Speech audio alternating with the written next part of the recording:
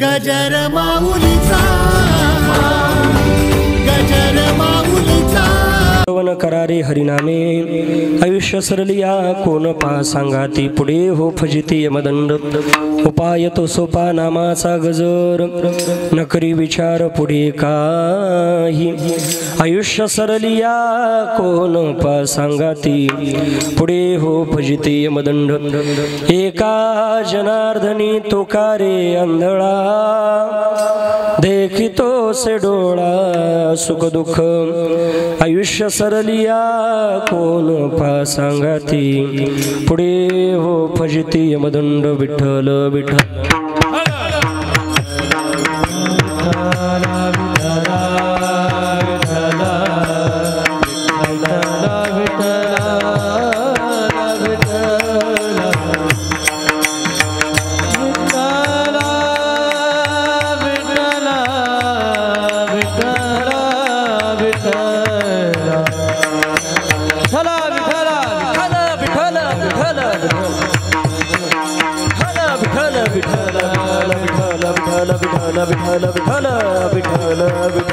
पुंडलिका वरदे हर विठ्ठल श्री ज्ञानदेव तुकाराम हरिनाथ भगवान की माऊली ज्ञानेश्वर महाराज सद्गुरु निवृत्तीनाथ महाराज आदि शक्ती मुक्ताबाई गुरुवर्य माऊली बाबा की छत्रपती शिवाजी महाराज धर्मवीर संभाजी महाराज संत श्रेष्ठ भगवान बाबा की बोलो रे भाई सब संतन की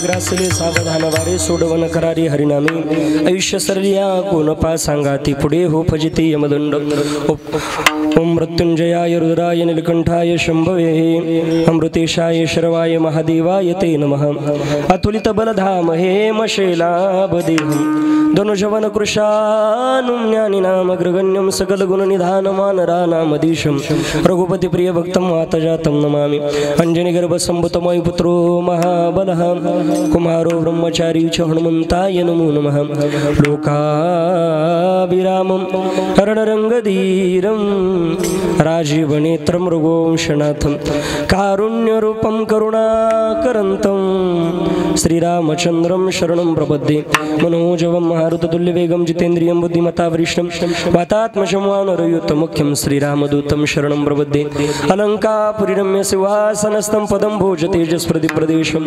विहिन्द्रादिदेवै सदा सुल्यमानं समाधि समृतिं भजे ज्ञानदेवं महायोगपीठे तटे भीमरथ्या वरं पुण्डलिका यदा तुम मुनन्द्रे समागत तिष्ठन्तमानन्दकन्दं परब्रह्मलिङ्गं भजे पाण्डुरङ्गं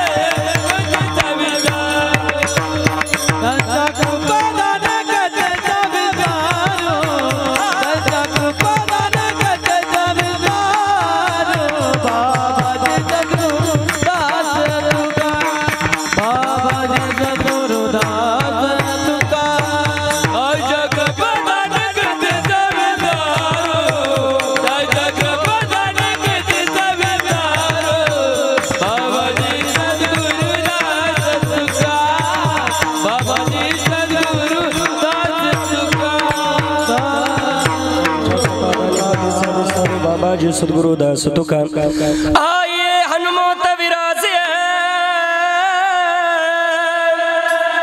कथा गुरुमती अनुसार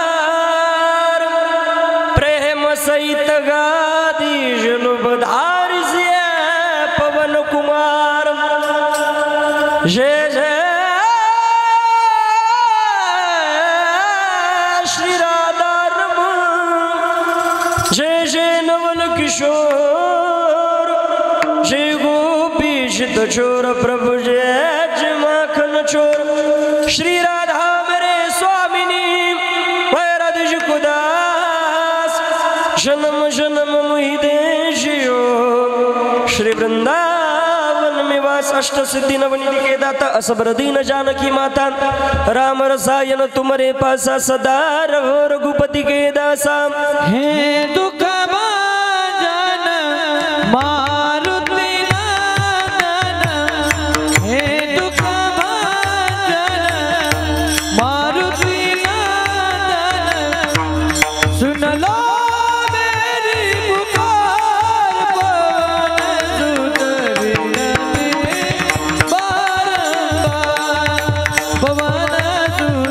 विनती बारंबार हे दुख भाजन मारुति नंदन हे दुख भाजन मारुति नंदन सुन लो मेरी पुकार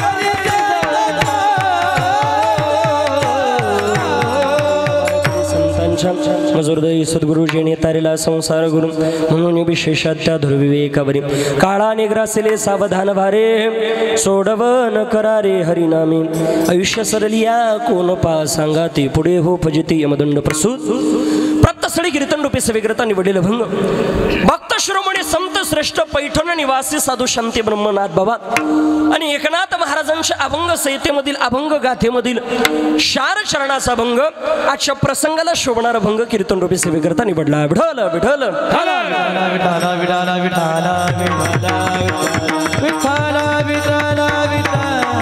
अभंगाचा भावार्थ आणि नामसळ अर्थ जर बघितला तर फार सोपा आहे. प्रस्तुत अभंगामधनं नाथ बाबा सांगता बाबा जो कोणी मनुष्य या मृत्यू लोकामध्ये जन्माला आला त्याला एक ना एक दिवस जावं लागतं. प्रत्येकाच्या जीवनामध्ये मृत्यू हा अटळ आहे, पण आपल्या जीवनामध्ये एक ना एक दिवस जर जावं लागत असेल तर आपल्या जीवनामध्ये आतापर्यंत भरपूर काळानं आयुष्य खाऊन घेतलेलं आहे. मग राहिलेलं आयुष्य भगवान परमात्म्यानं आपल्या कशा करता नरदेह दिला. प्रत्येकाच्या नरदेहाचं काहीतरी साध्य ठरलेलं आहे, बरोबर आहे का नाही. मग प्रत्येकाच्या नरदेहाचं जर साध्य असेल तर या नरदेहाचं आपल्याला सुद्धा काहीतरी साध्य भगवान परमात्म्यानं घालून दिलेलं आहे. म्हणून ते साध्य साधण्याकरता मी तुम्हाला सांगतो, काळानं भरपूर आयुष्य आपल्या जीवनामध्ये खाऊन घेतलंय. इथून पुढच्या आयुष्यामध्ये तरी सावध व्हा, अन्यथा आयुष्य निघून गेल्यानंतर आपल्या हातामध्ये काही राहणार नाही. फक्त यमाच्या यातना आपल्या जीवनामध्ये राहतील का हो. मग त्या यातनामधून सुटका करण्याकरता काय करावं लागेल म्हणले, त्याच्यावर फार सोपा उपाय काय आहे म्हणले, काही नाही. भगवान परमात्म्याचं नामचिंतन केलं का आपल्या जीवनामध्ये त्या यातनामधून सुटका होते.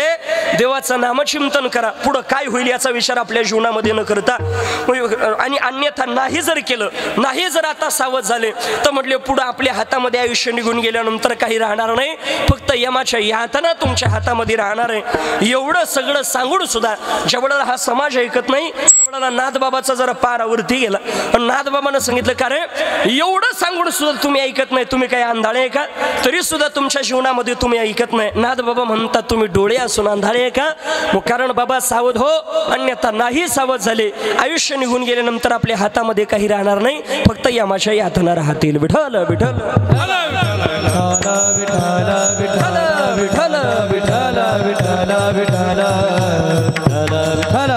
हा झाला अभंगाचा भावार्थ आणि नामसळ अर्थ. कीर्तन रूपे सेवेला सुरुवात करण्यापूर्वी अल्पासा परिहार द्यायचा तो म्हणजे आज किम निमित्तानं आपण सर्वजण या ठिकाणी जमला. सर्व नाण्यात आहे.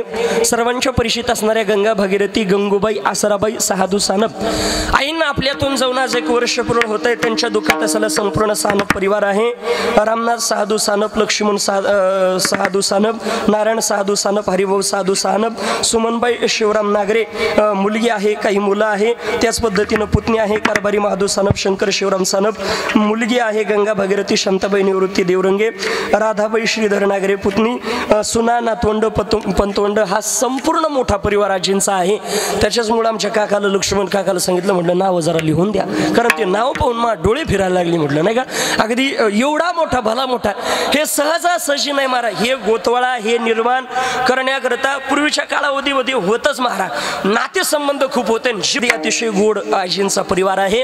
आणि आजींच्या ऋणातून उतराय होण्याकरता ज्ञानदान, अन्नदान, पिंडदान, तर्पण, पूजा विधी आणि त्या माध्यमातून या ठिकाणी येण्याचं योग ज्यांच्या माध्यमातून आमचे गणेश भाऊ सानप असतील त्यांच्या माध्यमातून आलेला हा सेवेशोक घडलेलं तुम्हा थोडं सज्जन माय बापाचं दर्शन प्रथमतः माझं भाग्य समजतो.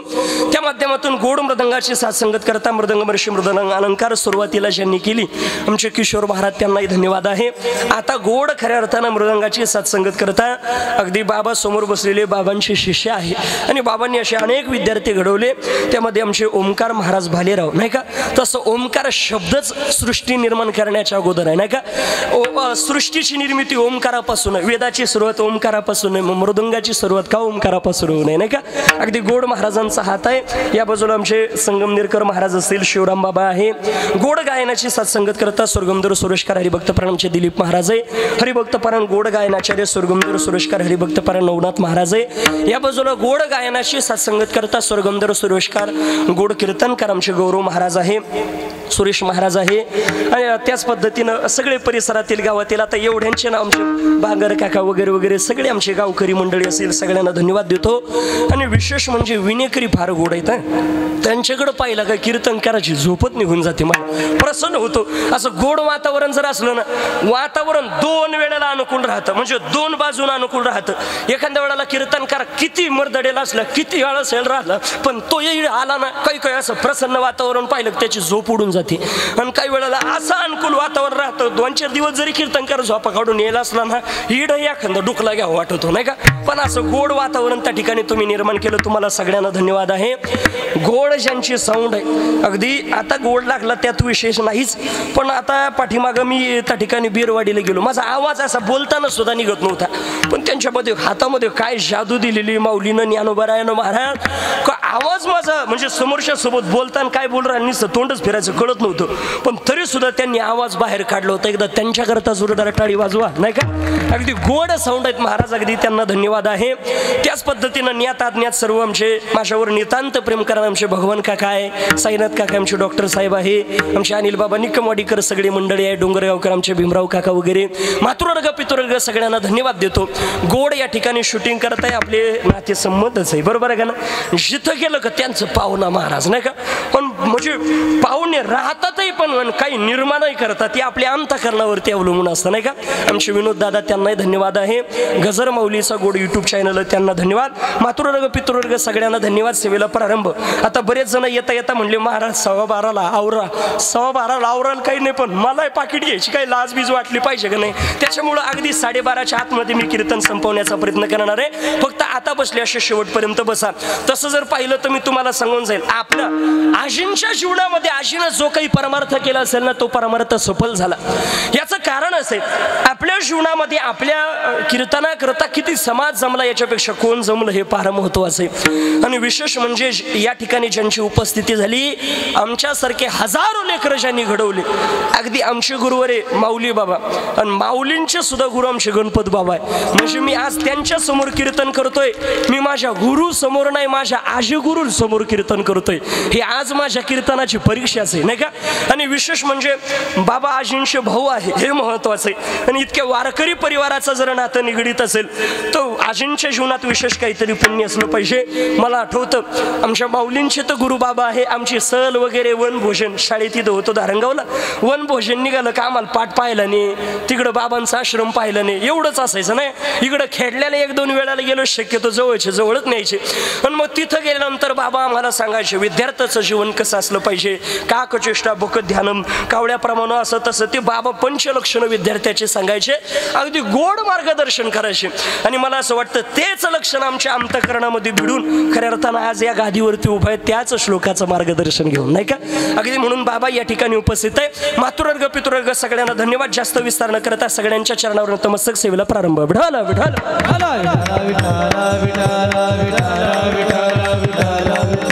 बघा, कीर्तन रूपी सभेकरता निवडलेला अभंग नाद बाबांचा आहे. प्रस्तुत अभंगामधले नाद बाबा सांगता आपल्या जीवनामध्ये जीवन जगत असताना प्रत्येकाच्या जीवनामध्ये काही आयुष्याची मर्यादा घालून दिलेली, पण त्या मर्यादेमध्ये आयुष्य जगून आपल्या जीवनामध्ये एक ना एक दिवस जायचं हे महत्वाचं आहे. मग जात असताना आपल्या जीवनामध्ये मनुष्य किती दिवस जगला हे महत्वाचं नाही. किती बऱ्याच काही वेळेला इतका दिवस मनुष्य जगतो का घरची सुद्धा वाट पाहता बाबा नाही का. तो किती दिवस जगला याला महत्व नाही, कसं जीवन जगला हे फार महत्वाचं असतं. आपल्या जीवनामध्ये पवित्र जीवन जगलं पाहिजे, कारण हा नरदेव पुन्हा पुन्हा आपल्या जीवनामध्ये भेटणार नाही, इतका पवित्र नरदेव. म्हणून देवाचं चिंतन केलं पाहिजे. एखादा म्हणशील महाराज आज देवाचं भजन करू, उद्या करू, पण कबीरदास महाराज म्हणतात जीवडा 2 दिन का मेहमान अब तुम कब सुमरो तुझ्या जीवनामध्ये जीवडा हे जीवा 2च दिवसाचं आयुष्य तुझ्या जीवनामध्ये. आज करू उद्या करू, देवाचं भजन कधी करणार आहे. संत महात्म्याच्या जीवनामध्ये आपल्याला मार्गदर्शन केलं.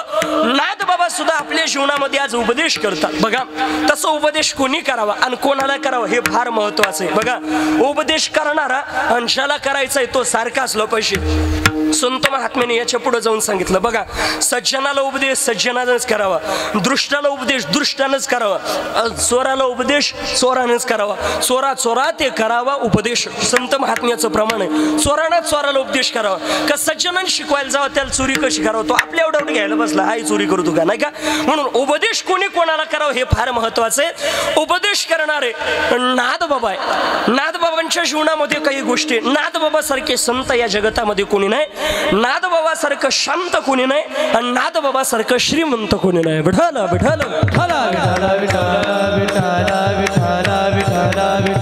नाथ बाबा सारखं संत कोणी नाही. संत कोणाला म्हणायचं काम क्रोध लोभ हे 6 जे विकार आहे याचा ज्यांनी अंत केला त्यांना संत म्हणत असा. नाथ बाबा सारखं संत कोणी नाही, नाथ बाबा सारखं शांत कोणी नाही. आता नाथ बाबाच्या शांतीचा जर विचार केला, एकच नाथ बाबाच्या जीवनातला प्रसंग असा आठवतो का नाथ बाबा सारखं शांत कोणी नाही. काही कुटाळ लोकांनी खऱ्या अर्थानं गिरिजा मातेची निंदा करवण्याची ठरवली. एक जण बसला गिरिजा माता भोजन वाढताना, तो गेला आणि गिरिजा मातेच्या पाठीवरच बसला.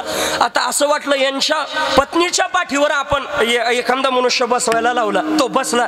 बसल्यानंतर नाथबाबाला राग येईल आणि राग आल्यानंतर नाथबाबा शिव्या शाप काहीतरी देतील. पण गिरिजा मातेच्या पाठीवर बसल्यानंतर सुद्धा नाथबाबांना आवाज द्यावा, हे गिरिजे अगं ऐकलं का, उडताना जरा जपून, कारण तुझ्या पाठीवरती आपलं लेकरू बसलं, याच्यासारखी शांती कोणाची आहे का? नाही का? मला सांगा, आपल्या पाठीवर जर कोणी बसलं, आपण म्हणून सांभाळून जरा जपून आपलं लेकरू त्याला ढेकळं आणायला बसलो आपण, नाही का? पण बघा, म्हणून नाद अजून याच्या पुढे जाऊन एक यवन आहे. काही लोकांनी सांगितलं असा नाद बाबाला राग येत नाही ना, पान खायचं आणि थुकायचं. पान काहीच्या जीवनात बघा काहीचा नाद राहतो, काही तंबाखूचं नाद, काहीला कशाच नाद, काहीला पानाचं. इतके पानं खात्या बापरे, नाही का? काही तर आम्हालाही सवय लागते, महाराज घ्या थोडंसं काऊन आवाज सुधरत राहतो, काही सुधरू देऊ नको तू, आता पानाची सवय रावला हळूहळू काची लावायला बसला, नाही का? पण बघा, नाद बाबा विडा पानं खायचं, नाद बाबाच्या अंगावरती थुंकायचं. असं वाटलं एकदा थुंकायचं, दोनदा तीनदा नाद बाबा अंगावरी तुकला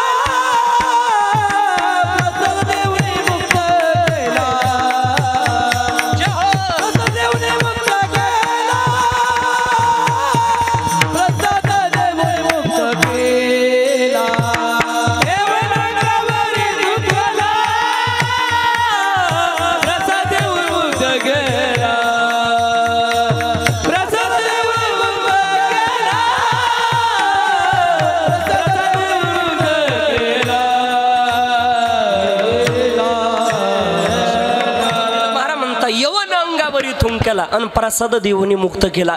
यवन अंगावरती थुंकला पण त्याला शाप नाही दिला, शिव्या नाही दिल्या. आपल्या अंगावर कोणी थुकल्यानंतर आपण प्रसाद देऊन त्याला भाऊ घे खडी साखर, पण यवन अंगावरती थुंकल्यानंतर सुद्धा त्याच्या जीवनामध्ये संयम जर जीवनामध्ये शिकायचं असेल तर संताकडून देवाकडून शिकावा. नाथबाबाच्या जीवनामध्ये असं वर्णन आहे, 108 वेळाला यवन अंगावरती थुंकला पण तरी सुद्धा प्रसाद देऊन मुक्त केला. याला म्हणतात संयम.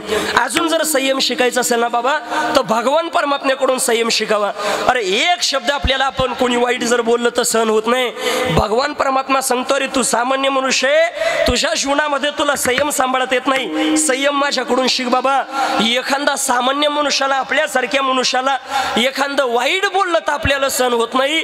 देव म्हणतो मी देव आहे रे, पण तरी सुद्धा 100 अपराध मी शिशुपालाचे सहन करतो, 99 सहन करतो आणि 100व्या अपराधाला मी दंड देतो. एवढे अपराध आपल्या जीवनात करू शकतो सहन. म्हणून बघा, संयम शिकायचं असेल तर संताकडून देवाकडून. प्रसंग असा निर्माण झाला, नाथबाबाच्या जीवनात येऊन थुंकल्यानंतर सुद्धा त्याला प्रसाद देऊन मुक्त करता ही शांती. आता ही 2 उदाहरणं पाहिले तर नाथबाबा शांत आहे, पण नाथबाबाचं हरिपाठन गात ज्यानं पारायण केलं तो म्हणशील शांत नाही, ती पदवी काढून टाका. कारण जो भक्ती करत नाही ना त्याच्याकरता ते उदाहरणं बघा, काय माये गेली हुता भोवती भूतापाशीन वगैरे वगैरे, हे प्रमाण ऐकल्यानंतर कोण म्हणेल बाबा शांत आहे नाथबाबा, नाही का? पण नाथबाबा सारखं शांत कोण नाही. भक्तीच्या बाबतीमध्ये संत महात्म्याने आपल्याला उपदेशच केलाय, बरोबर आहे का नाही? पण नाथबाबा सारखं शांत कोण नाही आणि नाथबाबा सारखं श्रीमंत कोण नाही. किती श्रीमंत होते नाथबाबा. नाथबाबाच्या घरी रोज देवाला नैवेद्य असायचा. आपल्या घरी नैवेद्य आहे ना, नैवेद्य ठेवला पाहिजे. आपल्या फक्त सणवार ये मसुबल निवड ठेवून, काही काही म्हणते मसुबल लांब इडूनच 5 पावल्या कर, नाही का? तू एक काम कर, देवाला 5 पावल्या करण्यापेक्षा ना तुला सुद्धा असं लांब ताट ठेव आणि मग तिडून इकडूनच खायचं, म्हणजे ताटक पाहायचं आणि इकडे लाल गाळायची. भरल का पोट? भाव असला पाहिजे, श्रद्धा असली पाहिजे. आपल्या घरात नैवेद्य देवाला खाऊ नाही घालत महाराज, दाखवता. मग काही काही म्हणशील महाराज देव कुठं नैवेद्य खातो का? खाऊ घालणारा पाहिजे, देव नैवेद्य खातो महाराज. नामदेव महाराजांच्या चरित्रातला प्रसंग सगळ्यांना माहिती आहे, आलं ओघानं म्हणून सांगतो. प्रसंग असा निर्माण झाला, नामदेव महाराजांच्या जीवनामध्ये नामदेव महाराजांचे वडील रोज देवाच्या मंदिरामध्ये जायचे, देवाला नैवेद्य त्या ठिकाणी ठेवायचे, नैवेद्य दाखवायचे, नैवेद्य भगवान परमात्म्याला नैवेद्य ठेवायचा, घरी यायचं, भोजन करायचं. एक दिवस नामदेव महाराज म्हणले बाबा मी येऊ तुमच्या सोबत मंदिरामध्ये. आता लेकरू जर बापाला चांगल्या कार्याला आपल्या सोबत येऊ म्हणत असेल, बापाला जेवढा आनंद आहे तेवढं कोणालाच नाही. बापाने सुद्धा नेलं पाहिजे. पोरग म्हणला ना कीर्तन करा, कीर्तनाला येऊ का? चाल भाऊ म्हणायचं. नाही नाही गाडीवर जागा नाही, ऊन लय, तुला फटकू का पंचिती करायची नाही. तुम्ही कीर्तनाला नेतात त्याला फटकू म्हणले का म्हातारपणाला त्याला आता घालीत राहतं, नाही का? पण बघा तेवढा नामदेव महाराज म्हणले चला निघाल्यानंतर तिथं गेले. पण नामदेव महाराजांचं लक्ष देवाच्या मूर्तीकडे. देवाचं स्वरूप काय ते स्वरूप आहे महाराज, भगवान परमात्म्याकडे बघता. पण देवाला नैवेद्य ठेवला का कसं ठेवला, कसा खाऊ घातला काही लक्ष नाही. घरी आल्यानंतर झालं असं, त्याच्यावरती बरेच दिवस गेले. एक दिवस नामदेव महाराजांच्या वडिलांना काहीतरी काम आहे आणि नामदेव महाराजांना सांगितलं नामा मी बाहेर चाललोय बाबा, आज देवाला नैवेद्य तू ठेवून येतो का? देवाला नैवेद्य दाखवून येतो का म्हटले. त्या वडाला आता देवाला नैवेद्य घेऊन जा म्हटल्यानंतर नामदेव महाराज म्हणले घेऊन जातो आपण. तातडीच्या कामा दामूसेठ गेले, तातडीच्या कामा दामूसेठ गेले, नैवेद्य दाढीले नामाची, नामाची नैवेद्य दाढीले नामाची. तातडीच्या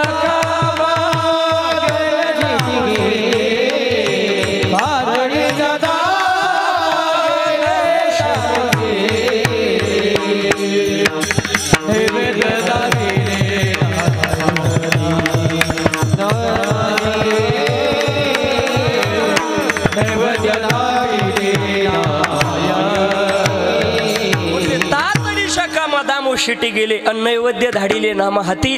नामदेव महाराजांच्या हातामध्ये नैवेद्य दिला ना. आपण सुद्धा काही वेळेला म्हणतो ना, एक काम कर ते देव नाणून घे जरा, मला आज लई टाइम आहे, मला आंघोळ करायला काही टाइम नाही, नाही का. काही काही लय अशी चित्र राहत्या. पण नामदेव महाराजांच्या वडिलांना दामो शेट्टीने सांगितलं, बाबा हे नैवेद्य दाखवून. नैवेद्य घेतला. पण आता देवाला नैवेद्य यांनी काही पाहिलेलं नाही. आता आपले बाकीचे कसं ते काय करायचे, दामो शेट्टी नैवेद्य तिथं ठेवायचा. भगवान परमात्म्याला मनोमन देवानं नैवेद्य खाला असं मनोमन मानायचं आणि तोच नैवेद्य घरी आणायचं आणि सगळ्यांनी मिळून प्रसाद म्हणून तो नैवेद्य ग्रहण करायचा. पण नामदेव महाराजांना वाटलं देव नैवेद्य खातो, देवा ये बाबा किती वेळ झाला म्हटले भोजन कर, मला सुद्धा भूक लागलेली, जाऊ दे म्हटले, नाही का. तिथं निदान कीर्तन संपले तरी जेवायला तरी गेलो पाहिजे. काही काही माणसं म्हणते का नाही, चल बाबा तोंड दाखवून येऊ का, तो तोंड एवढं चांगलं चाललं का आम्हाला दाखवायला, नाही का. काही म्हणतात तोंड दाखवून येऊ, काही म्हणतात आता जेवायला टाइम झाला असेल चला, नाही का. कांद्याची एक हात लावून जाऊ म्हणशील जेवायला, नाही का. तू म्हणशाल तुला काय माहिती, मी काही लय लांब बीड परभणीहून आलो नाही, नाही का. आणि मग त्या माध्यमातून त्या पद्धतीनं म्हटले बाबा देवा नैवेद्य ग्रहण कर. नैवेद्य ग्रहण कर म्हटल्यानंतर देव कसा नैवेद्य खाणार हो. पण देवा तुला सांगतोय ऐकायला येत नाही का बाबा. एक नाही दोन नाही, देवा 3 महिन्यापर्यंत नैवेद्य ग्रहण केला तर बरं आहे बाबा, आणि 3 महिन्यापर्यंत नाही नैवेद्य ग्रहण केला तर तुझ्याच पायावरती डोकं आपटून प्राणत्याग करेल. नाही जेवलासे देवा पुसे माझी माता, नाही जेवलासे देवा पुसे माझी माता, हो नाही जेवलासे माता पुसे माझी माता, नाही जेवलासे देवा पुसे और बिन दे तुझला चरणे ठेवणिया माता, अब बिन दे तुझला ठेवणी माता. तातडीच्या कामा दामूसेठ गेले, तातडीच्या कामा दामूसेठ गेले, नैवेद्य दाढीले नामाची, नामाची नैवेद्य दाढीले नामाची, नैवेद्य दाढीले नामाची, नैवेद्य दाढीले लवकर नैवेद्य ग्रहण कर म्हटले बाबा. नाही लवकर तू जर नैवेद्य ग्रहण केला ना असा, तुम्हाला माझी माय घरी गेल्यानंतर विचारेल देवाला भोजन खाऊ घातलं, मी तिला काय सांगू बाबा. म्हणून भोजन केलं तर ठीक 3 महिनेपर्यंत, नाही तर तुझ्याच पायावरती देह समर्पण करेन. आता नामदेव महाराज होते ते नुसतं प्रमाण म्हणत नव्हते देह जावं अथवा राहू, त्यांच्या जीवनात भाव सुद्धा तसा होतो. देवाला सांगितलं 1 2 आणि 3 म्हणायच्या. देव जसा आला महाराज जसा भोजन ग्रहण करायला लागला असं देव खायला लागला, कधी न मिळून कपकपी घेऊन नुसता खातं सुटला महाराज, नाही का. तुम्ही बघा ना आपल्याकडं काही माणसं जर आले ना त्यांच्याकडं पाहिल्यानंतर आपल्याला तब्येती पाहिल्यानंतर असं वाटतं हा माणूस काही एवढं जेवण करत नसेल, नाही का. पण त्याचं कसं घे गुलाबजाम दाब, घे गुलाबजाम दाब, उचलला का घातला, घे वाळा दाबनाला, घे वाळा दाबनाला, नाही का. काही का पाहिल्यानंतर असं वाटत नाही बा एवढं जेवण करत असेल. म्हणजे तुम्ही मा तब्येतीक पाहून अंदाज लावू नका, नाही का. पण बघा तेवढ्याला त्या ठिकाणी भगवान परमात्मा भोजन ग्रहण करायला लागला आणि नामदेव महाराज घरी निघाले. आता नामदेव महाराज लहान आहे, ते ताट रिकामा झाल्यानंतर ते काय असं थोडे घेऊन येतात, मग ते वाजवीतच निघाले, नाही का. लहान लेकरू बघा तुम्ही एखादं ताटली त्याच्या याच्यात सापडू दे, वाजित पार फोडीनच घेऊन येते घरी, नाही का. त्या पद्धतीनं त्या ठिकाणी निघाले. वाजित म्हणले आवाज कशाचा येऊन राहिला काय नु. तेवढ्याला त्या ठिकाणी पाहिलं, नामा चल बाबा ते नैवेद्य असं ताट आण आपल्याला भोजन करायचं. म्हणले घे ताट, याच्यातले पदार्थ देवानं खाली म्हटले.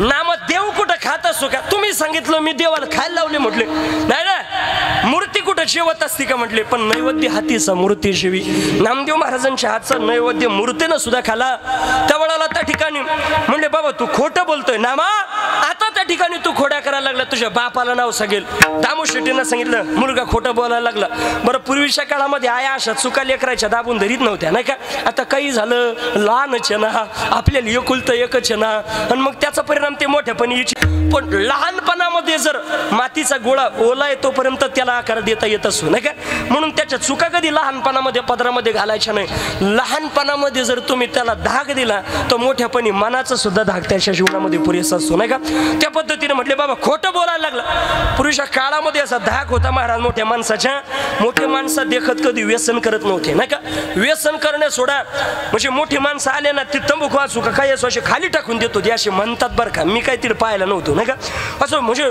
इतका आदर होता महाराज आता ते त्यांच्या चुका राहिले नाही मोठी माणसंच म्हणते पाहू माग तंबाखू तो का चुना आहे का मग मला सांगा ते काल ते तुमची मान मर्यादा धरील अवघड झालं महाराज बघा पूर्वीच्या काळामध्ये मान मर्यादा असायची आपण लग्न होऊन बरेच दिवस व्हायचे पण लग्न झाल्यानंतर मोठ्या माणसा देखत बायको सोबत बोलत होते का या जुन्या आज्याला विचारा नाही का अजिबात नाही मोठ्या माणसा संगच नाही लग्न होऊन असं कित्येक दिवस व्हायचे पण हे म्हातारे त्यांच्या सोबत कधी बोलले नाही मान मर्यादा होते लग्न झाल्यावर बोलत नव्हते आता लग्नाच्या आधीच बरोबर आहे का नाही तू जेवली का नाही ती जन्माला आल्या पण ती उपाशीची आता तो सांगितल्यावर जेवण करायला लागली नाही का अवघड असतं महाराज पण त्या वेळेला म्हणले बाबा धाक असायचा तुझ्या बापाला नाव सांगेल बापानं सांगितलं का रे नैवेद्य कुठं देव खात असतो का काय खोटं बोलतो ना नाही बाबा खरंच धरलं नामदेव महाराज ओढत दाखव बरं देव कसं जेवतो म्हटले तेवढाला झालं असं देवाला देवाकडे ओढत नामदेव महाराजांना नेलं आता नेल्यानंतर नामदेव महाराजांना सांगितलं बाबा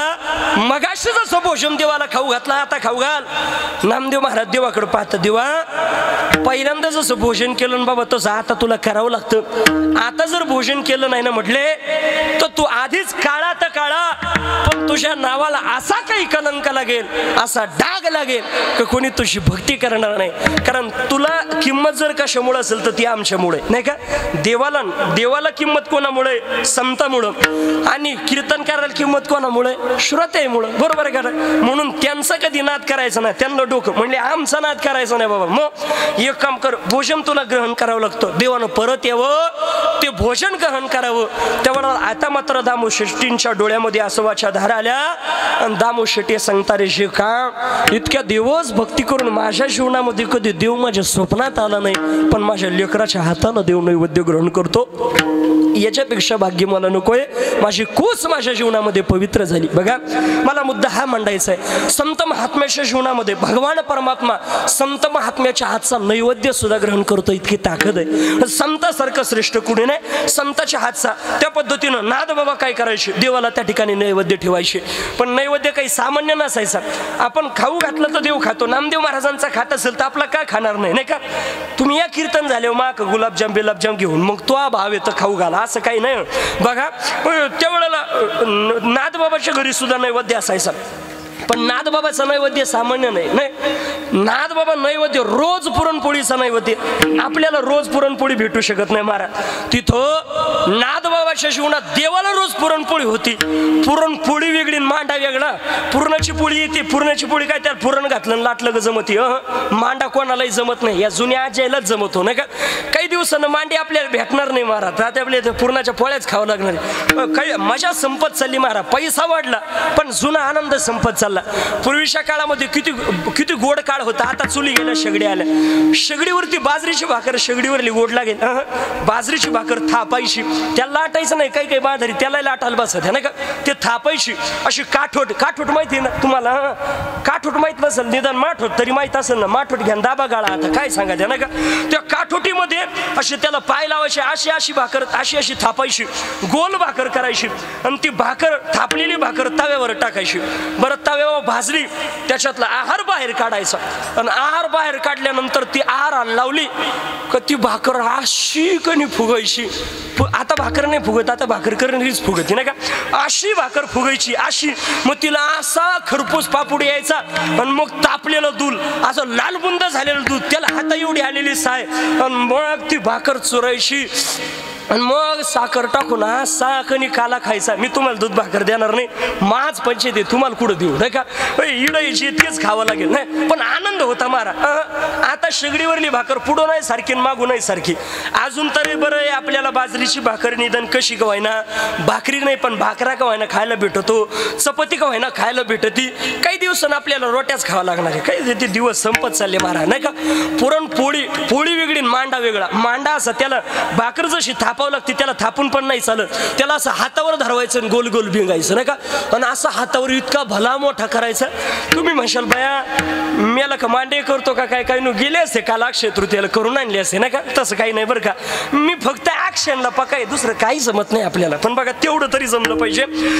पुरणपोळी मांडा बनवायचा आणि रोज त्याचा नैवेद्य भगवान परमात्म्याला. इतके श्रीमंत नाथबाबा. नाथबाबाच्या घरी नाथबाबाकडे जे कीर्तनाला यायचे ना त्यांना गुळ, त्यांना शेंगदाणे काही असं बक्षीस दिलं जायचं. इतके श्रीमंत नाथबाबा. म्हणजे नाथबाबासारखा श्रीमंत कोणी नाही, नाथबाबासारखा शांत कोणी नाही, आणि नाथबाबासारखं संत कोणी नाही. असे असणारे नाथबाबा आपल्या जीवनात जर उपदेश करत असेल तर उपदेश करणारे भले मोठे अधिकारी. तसं जर पाहिलं तर प्रत्येक संतांनी उपदेश केला.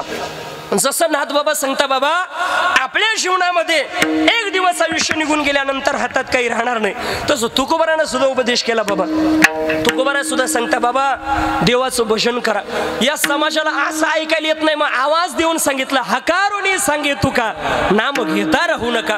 पण तरी सुद्धा हा समाज ऐकायला तयार नाही. मग त्या वेळेला पाया पडून आपल्या पायाला लागून सांगावं लागून या पाया विनवितो तुम्हाला, लागून या पाया विनवितो तुम्हाला, लागून या पाया विनवितो तुम्हाला, लागून या पाया विनवितो तुम्हाला, हे लागून या पाया विनवितो तुम्हाला, लागून या पाया विनवितो तुम्हाला, लागून या पाया विनवितो तुम्हाला, लागून या पाया विनवितो तुम्हाला. करटाळी बोला मुखी ना, करटाळी बोला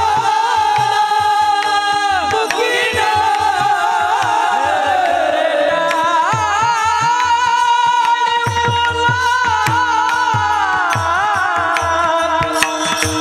बोला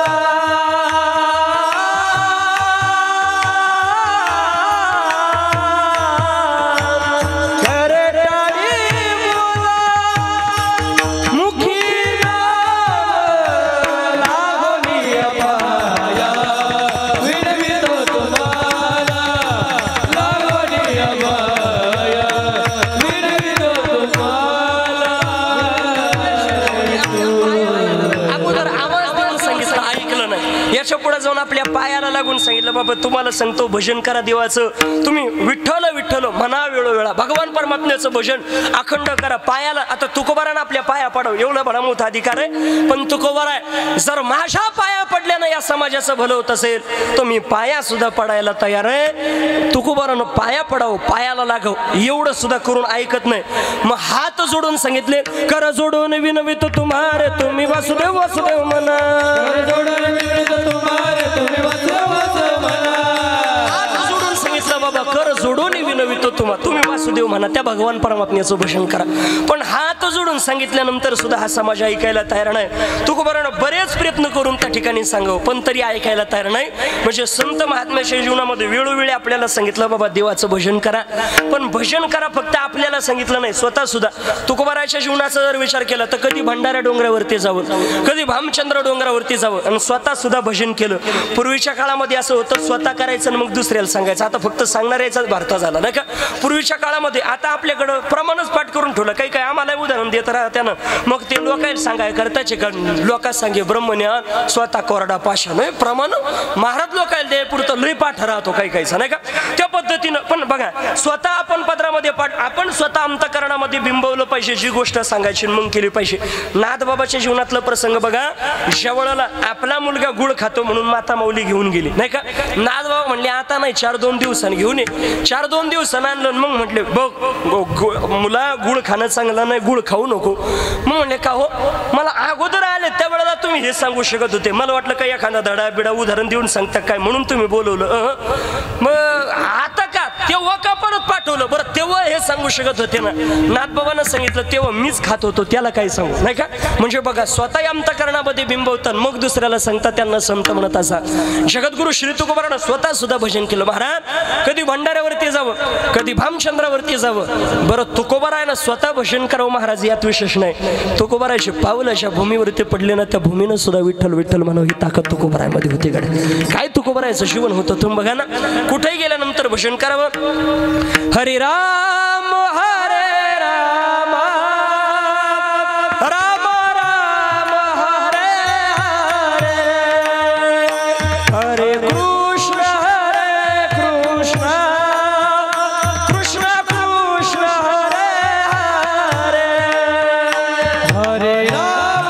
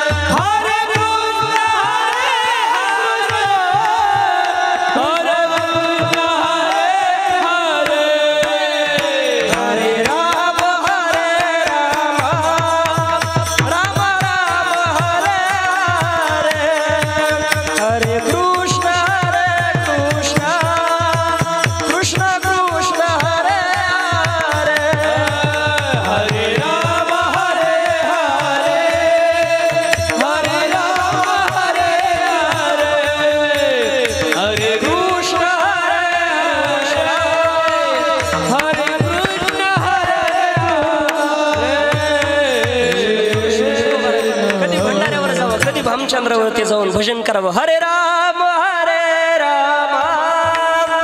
राम राम हरे हरे भजनात व्हायचं स्वतःही भजन केलं आणि मग दुसऱ्याला सांगितलं त्या पद्धतीनं नाथबाबांच्या जीवनामध्ये स्वतः नाथबाबांनी अंतकरणामध्ये बिंबवलं बाबा प्रत्येकाच्या जीवनामध्ये जायचं हे प्रत्येकानं ठरवलं पाहिजे कशावरतीच आपला अधिकार नाही बघा सहज आपण जर लक्ष्मण काका एखाद्या ठिकाणी कीर्तनाला गेलो सहज कोणीतरी म्हणतो महाराज हा सगळा धड दिसून तो सगळा आपला ही सगळी जमीन आहे ना आपली कदाचित ती जमीन आपल्याकडे पाहून हसत असेल पठ्या तो बाप सुद्धा असंच म्हणायचं ही माझी पण त्याला सुद्धा माझं म्हणणाऱ्याला सुद्धा मातीत मीच घातलं गाड्या तुझ्या बापाला तुझ्या पंजाला तुझ्या आज्याला तसं तुला सुद्धा एक दिवस काय कोणी काही सोबत येणार नाही महाराज आपल्या सोबत काय येणार आहे जिथं आपल्या नरद्याचा क्षणाचा सुद्धा भरोसा नाही जे शरीर घेऊन आपण स्वतः वावरतो त्या शरीरावरती तरी स्वतःचा अधिकार आहे का नाही मग तिथं बाकीच्या वरती काय मोठ आपल्या जीवनामध्ये अधिकार आहे म्हणून बघा कशाचाच अभिमान बाळगू नका आपल्याकडे काय अभिमान करण्यासारखं महाराज म्हणता माती की पुतले तुझे किसका गुमान है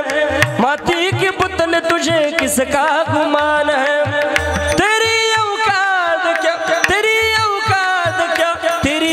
शान है, माटी के पुतल तुझे किसका गुमान है, माटी के पुतल तुझे किसका गुमान है. मातीच्या पुतळ्या, तुला अभिमान करण्यासारखं तुझ्याकडे काय, कुठल्या गोष्टीचा अभिमान करू नको. प्रत्येकाच्या जीवनामध्ये एक ना एक दिवस जावं लागणार आहे. बघा, एका अवलियानं इतकं गोड वाक्य सांगितलेलं आहे, अभिमान करण्यासारखं आपल्या जीवनामध्ये काही नाही. बघ, तो अवलिया असं सांगतो, मी इतका दरिद्री आहे का माझ्या श्वासावरती सुद्धा माझा अधिकार नाही, मी इतका दरिद्री आहे का माझ्या श्वासावरती सुद्धा माझा अधिकार नाही, आणि मी इतका श्रीमंत आहे का त्रैलोक्याचा मालक तो माझा आहे, इतका धनवान मी माझ्या जीवनामध्ये. बघा, म्हणजे दरिद्रपणाचा जर विचार केला, आपण म्हणतो हे माझं ते माझं, श्वासावरती तरी आपला अधिकार आहे का? सोच कधी कोणाच्या जीवनात सांगावं लागतं, काही कधी जावं लागेल, कधी जाईल सांग. आता आपण इथं गोड गुन्ह्या गोविंदानं बसलोय, थोड्या वेळानं काय होईल आपल्या जीवनात काही सांगते तर. हे मी एवढा टमाटामा बोलतो महाराज, रोज 4 गाव लोकांना सांगत हिंडतो, प्रत्येकाला जावं लागणार आहे. मग आम्हाला असं वाटतं बाकीच जाणार म्हणजे मी अमरच आहे, असं नाही, आम्हाला सुद्धा जावं लागणार आहे, नाही का? काय सांगताय तर ऋषिकेश महाराज एवढा टमाटामा बोलतो, हे चारिक वळसतो गाडीपर्यंत जावंस नाही का? मग तुम्ही म्हणाल बसले, बयान काय गोड नाचायचा ना बाई, काय त्याच्या अंगात खुडी होत्या ना बाई, पण इडून तिडं जावं सो गेला ना ग बाई, नाही का? कधी जावं लागेल सांगता येत नाही, क्षणाचा सुद्धा भरोसा नाही. कारण महाराज म्हणता देह जाईल जाईल यासी काळोबा खाईल, तो काळ इकडे एक दिवस आपल्याला खाणार आहे. आपल्या जीवनामध्ये कशावरतीच आपली सत्ता नाही आहे, म्हणून महाराज म्हणता इथून पुढे सुद्धा आपलं काळ आयुष्याची गणना करतोय, इथून माग सुद्धा आपल्या जीवनामध्ये भरपूर आयुष्य काळानं खाल्लं, म्हणून आतापर्यंत काळानं जे आयुष्य खाल्लं ते जाऊ द्या, पण आता तरी सावध व्हा. काळाने ग्रासिले सावधान वारे, काळाने ग्रासिले सावधान वारे, काळाने ग्रासिले सावधान वारे, काळाने ग्रासिले सावधान वारे, ग्रासिले सावधान वारे, काळाने ग्रासिले सावधान वारे, सावधान वारे, काळाने ग्रासिले सावधान वारे, काळाने ग्रासिले सावधान वारे, काळाने ग्रासिले सावधान वारे, काळाने ग्रासिले सावधान वारे, काळाने ग्रासिले सावधान वारे, काळाने ग्रासिले सावधान वारे, काळाने ग्रासिले सावधान वारे, काळाने ग्रासिले सावधान वारे. ओ सोडवण करार हरिनामे,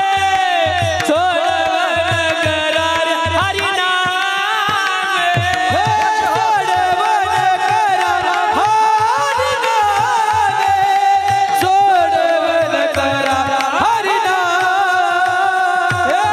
सोडवण करार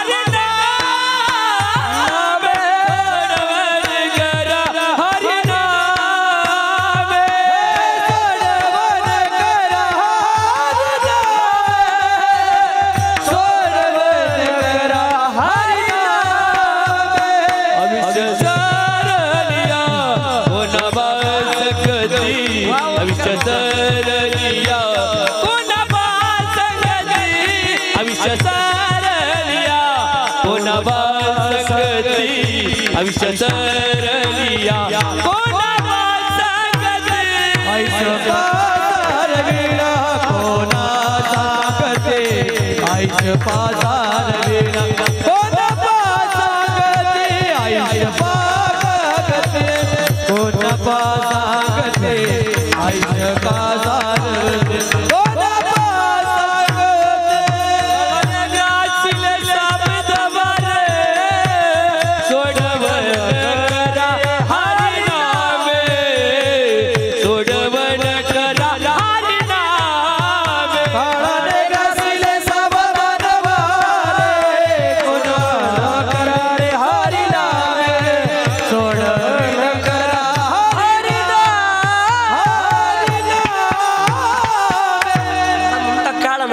प्रवेश खाला आता तरी सावध व्हा, काळाने ग्रासले सावधान वारे, सोडवन करारी हरिनामे. भगवान परमात्म्याचं चिंतन करून जन्म मृत्यूच्या येरझारामधून सुटका करण्याकरता सावध व्हा. शब्द वापरला सावध. हा सावध होण्याकरता प्रत्येक वेळेला साधू संतांना सावध केलं, आपल्याला जाग केलं, पण तो शब्द आपल्या लक्षात राहिला नाही. बरं, साधू संतांनी जाग केलं यात विशेष नाही. अनेक वेळेला आपल्याला अनेक ठिकाणी बाकीच्यांनी सुद्धा आपल्याला सहज एखादं म्हणतो गाडी हळू चालव बरं का, पुढं खड्डे सावध, नाही का? प्रत्येक पण आपलं त्याच्याकडे लक्ष नसतो. याच्या पुढे जो आपल्याला विवाहामध्ये सुद्धा ब्राह्मण काका आपल्याला सांगता शुभमंगल सावधान, पण तो सावधान शब्द काय आपल्या डोक्यात बसत नाही.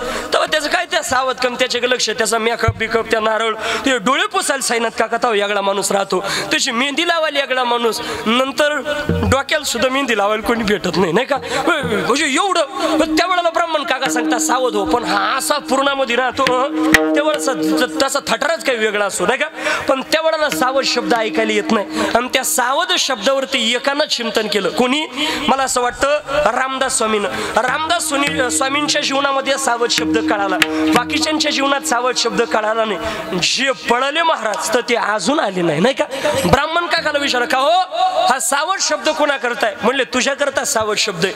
आणि जे सावध झाले महाराज, जे निघून गेले तर परत आले नाही, आपल्या जीवनामध्ये उद्धार करून घेतला. बघा, साधू संतांना सावध केलं, ब्राह्मण काका आपल्याला सावध करतात.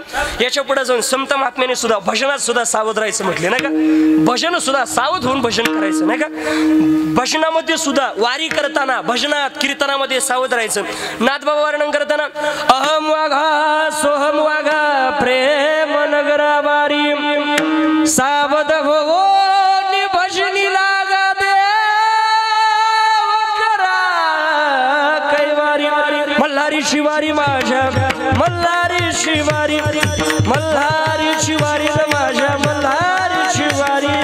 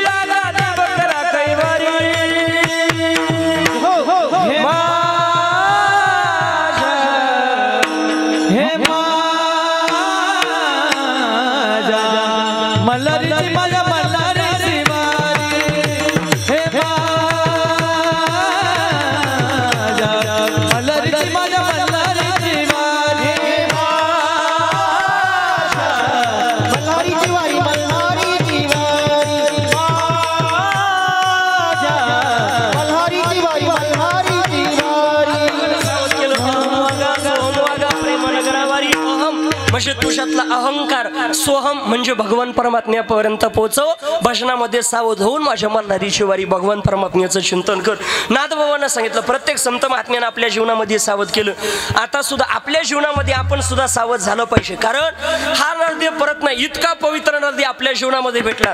कबीरदास महाराज म्हणता, राजा तुझ्या जीवनामध्ये काहीतरी भाग्य असलं पाहिजे. हा नरदेव भेटला. महाराज म्हणता, बडा भाग मनुष्य तन पावा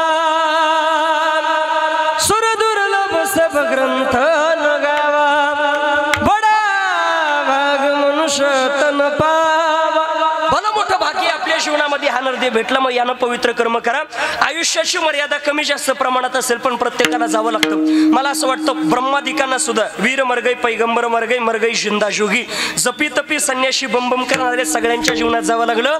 तुमचा आमचा काय प्रश्न आहे? मला असं वाटतं आपल्याला सगळ्यांना माहिती आहे ब्रह्मदेवाच्या जीवनात आयुष्य भरपूर आहे. तसं तुम्हाला मला घडवणारा ब्रह्मदेव आयुष्य भरपूर असेल, पण मृत्यू मात्र आहे. शेवटचा दिवस ठरलेला आहे. याच्या पुढे आयुष्य जास्त असेल, पण शेवट नाही असं नाही. बघा, मला असं वाटतं आपल्या सगळ्यांच्या परिचयात उदाहरण आहे का 14 चौकड्याविषयी कोणाला? मार्कंडेय महामुनीला. पण 14 चौकड्यानंतर एक दिवस शेवटचा दिवस ठरलेला आहे. बघा, या मार्कंडेय मुनींसारखा विश्वान कोणी नाही. आता हे मार्कंडेय महामुनी परिचित आहे आपल्या, पण अजून शास्त्र जेवढं वाचत गेलं ना बाबा तेवढं खोल आहे. बघा, शास्त्रामध्ये जर पाहिलं तर आपण सगळ्यात जास्त मार्कंडेय महामुनीला आयुष्य समजतो, पण मार्कंडेय महामुनीपेक्षा सुद्धा जास्त आयुष्य एक रोमहर्षी रोमहर्षण नावाचे ऋषी त्यांना होतं. शास्त्रामध्ये असं वर्णन आहे, मार्कंड्य महामुनीच्या तरी आयुष्याची मौलिका गणना करता आली का याला 14 चौकडे आयुष्य, बरोबर आहे का नाही? पण यांच्या आयुष्याची गणना सुद्धा करता येत नाही. यांना आयुष्य किती, शास्त्रामध्ये पुराणामध्ये असं वर्णन आलेलं आहे का यांच्या आयुष्याची गणना करता येत नाही. मग त्यांच्या आयुष्याची गणना अशी शास्त्रानं केलेली आहे का मार्कंड्य महामुनीच्या 14 चौकड्या आयुष्य एवढं झालं. म्हणजे एक मार्कंड्य महामुनी गेले, 14 चौकड्या पूर्ण होता. 14 चौकड्या पूर्ण झाल्या का त्या रोमहर्षण नावाच्या ऋषीचं एक रोम गळून पडत होता. बघा, एक रोम 14 चौकड्या संपल्यानंतर असे किती रोम आहे आपल्या शरीरावरती? 3.5 कोटी रोम आहे. म्हणजे हे जे बारीक बारीक केस आहे अंगावर याला रोम म्हणतात. असे 3.5 कोटी रोम आहे. माव विश्वास बसत नसल कीर्तन होईपर्यंत मोजून बघा, कम भरलेत पाकिट घेणार नाही का? तेवढं विश्वास आहे आपला, नाही का? बघा, रोमहर्षण नावाच्या ऋषींच्या 14 चौकड्या आयुष्य पूर्ण झालं का एक रोम गळून पडायचा. असे 3.5 कोटी रोम शरीरावरती आयुष्य किती असेल विचार करा. असे अनेक महात्मे झाले. पण एवढं आयुष्य संपल्यानंतर सुद्धा आपल्या जीवनामध्ये जावं लागतं. याच्या पुढे जाऊन जांबुवंतासारखं आयुष्य कोणालाच नाही. जांबुवंत किती आयुष्यवान आहे. रामायणामध्ये असा प्रसंग आलाय, देवाच्या प्रत्येक अवतारामध्ये जांबुवंतशी होते. बरं, बलवान सुद्धा इतके, कृष्ण परमात्म्याला सुद्धा युद्धामध्ये हरवण्याची ताकद जांबुवंतशी मध्ये, नाही का? देवाला सुद्धा, देवाचं त्यांचं युद्ध झालं, अनेक दिवस युद्ध चाललं, पण देवाला सुद्धा हरवलं. बरं, देवाचं त्यांचं त्या ठिकाणी युद्ध होण्याचं कारण त्या ठिकाणी त्यांच्याकडं स्वयंतक नावाचा मणी होता आणि तो भेटावा म्हणून युद्ध झालं, नाही का? बघा, तो म्हणे आपल्या जीवनात जेवढं पाहिजे तेवढं सोनं त्या ठिकाणी देत होता. बघा, देवासोबत युद्ध केल्यानंतर देवाला सुद्धा पराजित केलं. राम अवतारात सुद्धा ती आहे, कृष्ण अवतारात सुद्धा ती आहे. आणि असं म्हणता, देव ज्या वेळेला बळीराजाच्या जीवनामध्ये बळीराजानं 100 यज्ञ करायचं ठरवलं, 99 यज्ञ पूर्ण झाले, 100वा यज्ञ पूर्ण झाले तर याला इंद्रपद भेटेल म्हणून भगवान परमात्मा वामन बटुवेशामध्ये आल्यानंतर स्वतः भगवान परमात्मा बटुवेशात आले. मागताना 3 पावलं भूमी मागताना लहान वेश होता. नंतर विराट स्वरूप देवानं धारण केल्यानंतर त्या विराट स्वरूपाला 7 प्रदक्षिणा जांबुवंताजीनं मारली असं वर्णन आहे. म्हणजे त्याही अवतारामध्ये होते.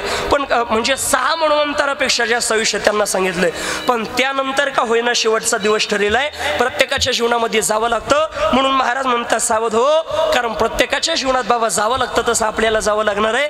मग आतापर्यंत काळानं जे आयुष्य खालं ते सोडून दे, पण इथून पुढं तरी सावध हो, कारण आयुष्य निघून गेल्यानंतर आपल्या हातामध्ये काही राहणार नाही, फक्त यमाची यातना राहतील, अभंगाचं दुःख. सरलिया कोण पासांगती, आयुष्य सरली कोण पासांगती, आयुष्य सरली कोण पासांगती, आयुष्य सरली कोण पासांगती, आयुष्य सरलिया कोण पासांगती, आयुष्य सरली कोण पासांगती, आयुष्य सरली कोण पासांगती, आयुष्य सरली कोण पासांगती. पुढे ही भजितीय मदंड, पुढे ही भजितीय मदंड, आयुष्य सरलिया कोण पासांगती, आयुष्य सरली कोण पासांगती. पुढे ही भजितीय मदंड, पुढे हो भजितीय मदंड, आयुष्य सरली कोण पासांगती, आयुष्य सरली कोण पासांगती. हे आयुष्य सरलिया कोण पासांगती, पुढे ही भजिती, पुढे ही भजिती यमदंड. हे आयुष्य सरलिया कोण पासांगती, पुढे हो भजिती, पुढे ही भजिती यमदंड, यमदंड. आयुष्य सरलिया कोण पासांगती, पुढे हो भजिती यमदंड. आपल्या जीवनामध्ये यमाची यातना भोगावं लागेल. मग त्याच्यावरती उपाय येतो सोपा नामाचा गजर, न करी विचार पुढे काही. एवढं सगळं सांगून ऐकत नाही तेवढा नाथ बाबा म्हणता, ये काय जनार्दनी तू कार्य अंधळा, देखीतोस डोळा सुख दुःख. एवढं सगळं तुझ्या जीवनामध्ये बघतोय का कर्म वाईट केल्यानंतर कसं अधोगतीला जावं लागलं. कर्म जर पवित्र असेल ना, समाजानं किती त्रास देऊ द्याव, आपल्या कर्मावरती आपला विश्वास पाहिजे. आपलं कर्म जर पवित्र असेल ना, समाजामध्ये काय ताकद आहे आपल्याला दुःख देण्याची. आपण सहज बोलता बोलता म्हणतो महाराज याच्यामुळे मला दुःख आहे, त्याच्यामुळे मला दुःख आहे. दुःख आपल्याला कोणी देऊ शकत नाही. कोणापासून आपल्याला दुःखही होऊ शकत नाही, कोणापासून आपल्याला सुखही भेटू शकत नाही. सुख आणि दुःख देण्याची ताकद फक्त आपल्या कर्मामध्ये. कर्मावरती जर आपला विश्वास पाहिजे. समाजाचं काय, आपण किती चांगलं कर्म करा, लोक काही काही असे ठरलेले माणसं आहेत, बरोबर आहे का ना. त्या समाजाचा विचार करा, आपण आपल्या जीवनाचं सोडावं. आपल्याला लोक नावं ठेवतील यात विशेष नाही. भगवान परम म्हणतो अरे तुम्हाला नावं सोडा, तुम्ही चांगलं जीवन जगून आपण चांगलं जगून आपल्याला सगळे चांगलं म्हणतील या भ्रमामध्ये राहू नका. किती फक्त आपण चांगलं जीवन जगण्याचा प्रयत्न करा. आपण किती चांगलं जगलो तर 4-2 लोक नावं ठेवणारे. प्रत्येकाच्या नजरेत आपण सारखेच चांगलेच असू असं सांगता येत नाही. मला असं वाटतं कृष्ण परमात्मा सुद्धा गांधारीच्या नजरेमध्ये वाईट तुमचं माझं काय आहे. म्हणून आपल्या जीवनामध्ये खऱ्या अर्थानं पवित्र कर्म करा, भगवान परमात्म्याचं त्या ठिकाणी चिंतन करा आणि आपल्या जीवनामध्ये पवित्र जीवन जगा. आपल्याला याच्यावरती उद्धार करायचं असेल तर फार सोपा उपाय, भगवान परमात्म्याचं चिंतन करा. देवाच्या भजनामध्ये बरं आपल्याकरता साधू संतांनी इतकं सोपं केलं. ज्ञानोबारानं तुमच्या माझ्याकरता तुकोबारानं गाथा दिला, ज्ञानोबारानं ज्ञानेश्वरी दिली. महाराज ज्ञानेश्वरीवरती जर श्रद्धा असेल तर इकडे तिकडे जाण्याची गरज नाही. ज्ञानेश्वरी वाचल्यानंतर उद्धार करेल यात विशेष नाही. हो ज्ञानेश्वरी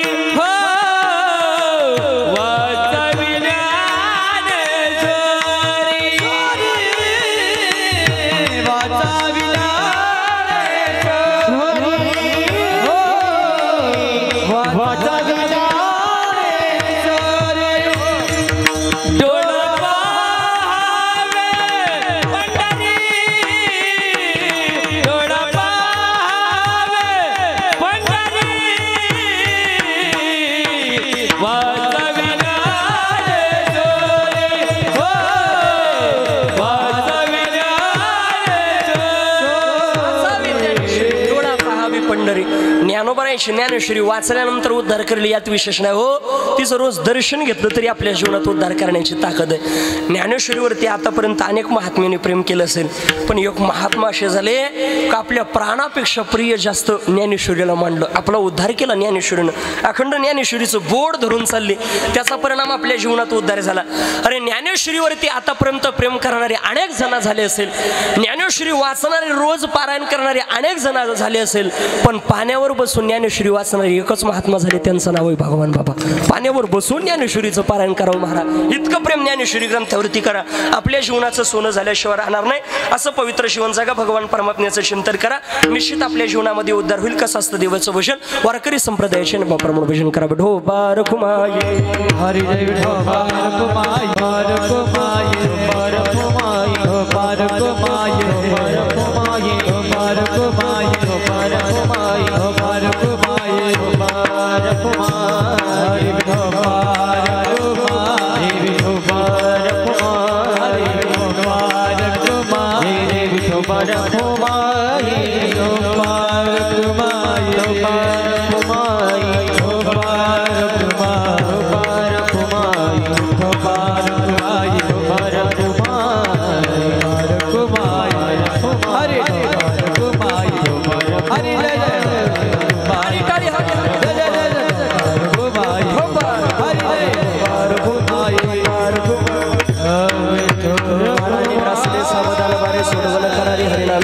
आयुष्य सरलिया कोण पा सांगाती, आयुष्य सरलिया कोण पा सांगाती, पुढे हो फजिती यमदंड.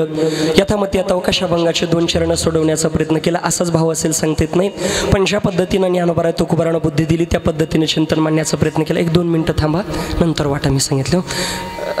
बघा त्या माध्यमातून खऱ्या अर्थानं आज पुन्हा एकदा आज किम निमित्तानं आपण सर्वजण या ठिकाणी जमणार. सर्वांना आता हे सर्वांच्या परिचित असणाऱ्या गंगा भागीरथी गंगूबाई आसराबाई सानप आजींना आपल्यातून जाऊन आज 1 वर्ष पूर्ण होत आहे. त्यांच्या दुःखात असला त्यांचे मुलं आहे रामनाथ साधू सानप, लक्ष्मण साधू सानप, नारायण साधू सानप, हरिभाऊ साधू सानप, मुलगी आहे सुमनबाई शिवराम नागरी, कारभारी महादू सानप पुतण्या, शंकर शिवराम सानप पुतण्या, शांताबाई निवृत्ती देवरंगी मुलगी, राधाबाई श्रीधर नागरी घरी पुतणी सुना नातवंड पंतवंड हा संपूर्ण परिवार आजीच्या जीवनामध्ये भरपूर कालावधी त्या ठिकाणी पाहिला.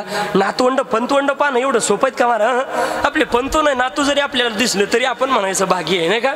हे अवघड असं महाराज. पण बघा गोड आयुष्य आईच्या जीवनामध्ये आईनं उपभोगलं आणि आई आज आईला सोडून जाऊन 1 वर्ष पूर्ण होतं. त्यांच्या दुःखात असलेला संपूर्ण हा साना परिवार आहे.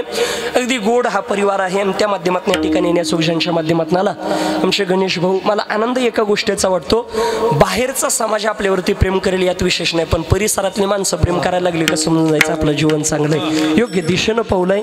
आमच्या गणेश भाऊंच्या माध्यमातून आलेले हा सेवेशोक. तसं ते त्या ठिकाणी शाळेमध्ये 2-3 वर्ग आमच्यापेक्षा पुढे होते, पण मी प्रत्येकामध्ये म्हणजे पहिल्यापासून आता जसं आहे तसंच. काही कीर्तनकार होते बाबा, मी पहिलं लई चित्र होतो, मी चित्र नव्हतं पहिले पाहून चांगलाच होतो नाही का? त्या माध्यमातून सगळी हे बघा अगदी सगळी प्रेम करणारी मंडळी. याच्यातले बरेच जण असे आमचे भगवान काका साईनाथ काका आमचे माऊली काका इथं बसले निकमोड इथले. असा एक दिवस नसतो महाराज का त्यांच्या स्टेटसला माझा व्हिडिओ नसतो नाही का? आणि असं प्रेम असेल आता बाकीच्यांचं सोडून द्या, ज्यांना काही करायचं ना माऊली काका ते काड्या करायचे, तुम्ही किती चांगलं जगा ते काड्या करणारच आहे नाही का? ते त्यांचा विचार करायचा नाही, पण जी प्रेम करणारी मंडळी ती टिकून ठेवायची नाही का? अगदी असे गोड आमचे डॉक्टर साहेब वगैरे सगळे आमचे त्या ठिकाणी सोमनाथ काका मच्छिंद्र काका या ठिकाणी उपस्थित आहे, त्यांनाही धन्यवाद आहे. गोड दोन्ही महाराजांनी मृदंगाची सत्संगत केली. किशोर महाराज आहे, ओमकार महाराज आहे, संगमनेरकर महाराज, आमचे दिलीप महाराज आहे, नवनाथ महाराज, गौरव महाराज, आमचे सुरेश महाराज, परिसरातील गावातील भजनी मंडळ, आमचे त्या ठिकाणी बांगर काका आहे आणि गोड विनेकरी यांच्याकरता एकदा जोरदार पुन्हा टाळी. एवढं सोपं नाही महाराज, विना घेऊन पावली खेळणं, इतकं गोड पावली आणि नाचण्याचा आनंद इथेच घेतला पाहिजे. बरेच म्हणते असं कुठं असं का ना, असं नाचत असं का? कीर्तनात नाही नाचायचं, मग वरातीमध्ये पाठवतो का? मी तुम्हाला सांगून जाईल, समाजानं काही म्हणू द्या, पण विना घेऊन आपण जर इथं ज्ञानोबा तुकोबाराच्या प्रमाणावरती नाचत असेल तर यमापुढं आपल्याला नाचण्याची गरज पडणार नाही गडे. पवित्र जीवन जगायचं ही खरी आपल्या जीवनातली साधना आहे. आणि निस्वार्थ एवढं सोपं नाही महाराज. ते सागर महाराज बोराट यांचा सप्ताह झाला, तिकडं विनेकरी, इकडून तिकडं विनेकरी कमी, इकडं अक्रूर बाबाच्या घरी कीर्तन, बाबा तिकडं नाही का? तर ते सगळ्यांचे स्टेटस बघत राहतो. आपले विनेकरी तिकडे गेल्यानंतर मोठा आनंद अतिशय गोड आहे. हार्मोनियम वादक आमचे नामदेव महाराज वगैरे बाबा या ठिकाणी एवढा वेळ बसले, बाबांच्या चरणावरती साष्टांग प्रणिपात आहे. आणि साऊंड करता एकदा मन भरून टाळ्या झाल्या पाहिजे. गोड साऊंड लावला, तुम्हाला धन्यवाद. मातृवर्ग पितृवर्ग आमचे विनोद दादा त्यांनाही धन्यवाद. जाता जाता एकच सांगेल, ज्या पवित्र मायबापानं जन्माला घातलं त्या मायबापाला विसरू नका. माय काय असतं, जोपर्यंत आहे तोपर्यंत कळत नाही, गेल्याच्या नंतर मिळत नाही. तिला आई म्हणत असता. आज विचारा, ज्यांच्या जीवनात ती माय गेली, आई गेल्यानंतर आईची किंमत काय असते गेल्यानंतर कळत असतं गड्या. ती आई कशा पद्धतीने आपल्या जीवनामध्ये प्रेम करते माहिती आहे का? एखादी पक्षीनी वनवन करत फिरत असते, पण सायंकाळी घरी आपल्या पिलांची वाट बघत येत असते. आणि आपल्या पिलांवरती जशी पक्षीने प्रेम करते ना, त्या पद्धतीनं आई आपल्यावरती प्रेम करत असते. माया मंदिर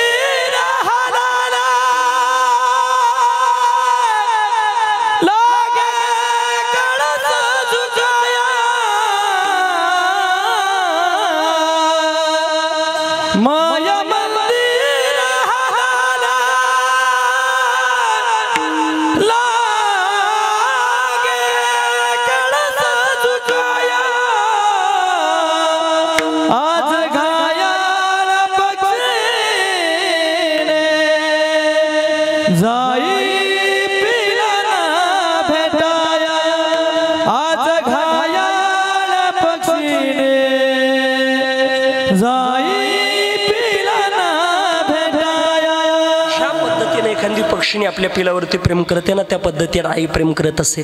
म्हणून जोपर्यंत आई आई आई असते बघा, बरेच जण आपली आई गेल्यानंतर असं म्हणू शकता, काळजी करू नको, मी तुझ्या आईसारखी प्रत्येक जणीन होऊ शकते, पण आई होण्याची ताकद फक्त माईमध्ये घडे. म्हणून जोपर्यंत आहे ना तोपर्यंत आईला विसरू नका, तोपर्यंत बापाला विसरू नका. बाप सुद्धा इतका प्रेम करतो. बाप म्हणजे पडद्या मागचा कलाकार आहे महाराज. बापासारखं प्रेम या जगतामध्ये कोणी करू शकत नाही. बाप किती प्रेम करतो माहिती आहे का? बापानं काही करू नाही देव आपल्याकरता, पण आपल्या जीवनात एखादं भलं मोठं संकट आल्यानंतर आपला मुलगा निराश दिसला आणि निराश मुलाला पाहिल्यानंतर तुझ्या चेहऱ्यावरती नैराश्य दिसतं. काय भानगडे बाबा? ए नागाई मला झोप येत नाही, 9 महिने गर्भात पाळिले, बोट धरून मला चालविले, 9 महिने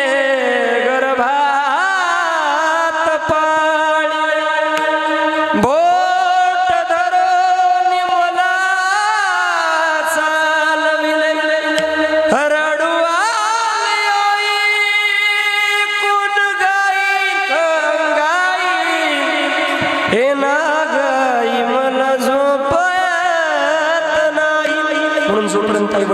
आई वडिलांची सेवा करा. पुन्हा एकदा सगळ्यांना धन्यवाद. म्हणजे छबू काका या ठिकाणी उपस्थित झाले, त्यांनाही धन्यवाद आहे. अगदी त्यांना सुद्धा मनापासून धन्यवाद देतो. काल एवढी मोठी पर्वणी, आज बरेच जण भेटले, बुवा येणं शक्य नाही, तरी एवढा कालावधी कीर्तन होईपर्यंत थांबले, त्यांना मनापासून धन्यवाद देतो. सगळ्यांच्या चरणावरती नतमस्तक सेवेल याच ठिकाणी पूर्णविराम. माऊली ज्ञानेश्वर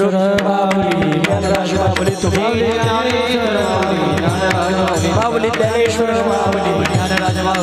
निवृत्ती ज्ञानदेव सोपान मुक्ताबाई एकनाथ नामदेव तुकाराम.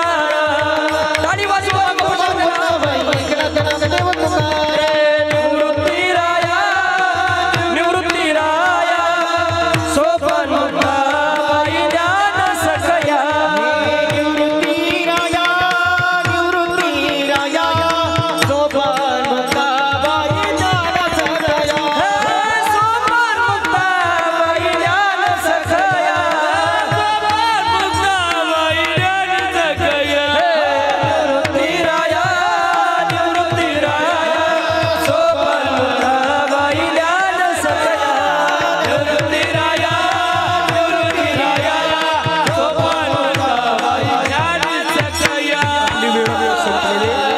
2 मिनिटं बाबा आपल्याला मार्गदर्शन करतील, तोपर्यंत कोणी जागा सोडू नका. विठ्ठल जय जय विठ्ठल जय विठ्ठल जय जय जय.